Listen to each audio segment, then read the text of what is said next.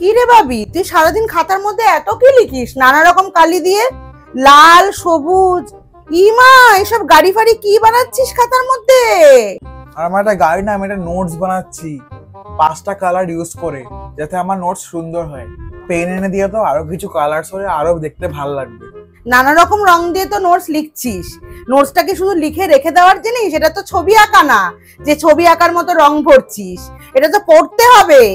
শুধু নানা রকম কালি দিয়ে লিখে রেখে দিচ্ছিস, দেখতে সুন্দর লাগছে, এটা করলে তো হবে না। পড়াটা কতদূর হচ্ছে সেটাও তো আমার জানার দরকার।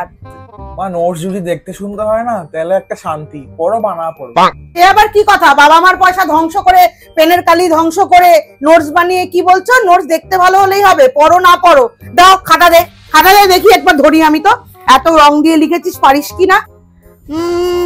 বল বল, হোয়াট ইজ এ ভেক্টর? ভেক্টরটাই বল দেখি, পারিস নাকি? মামা, কি রং দিয়ে লেখা আছে বলো আগে। ওই সবুজ নাকি লাল?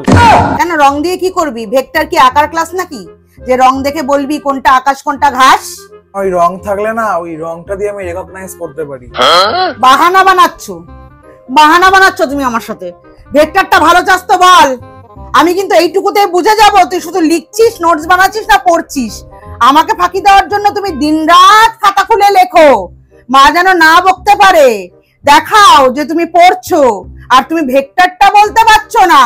পরীক্ষা রং দিয়ে লিখলে কি ম্যাডাম বেশি নাম্বার দেবে? কোশ্চেনে কি লেখা থাকবে নাকি যে এই কোশ্চেনটা এই রং দিয়ে লেখো, তাহলে বেশি নাম্বার পাবে?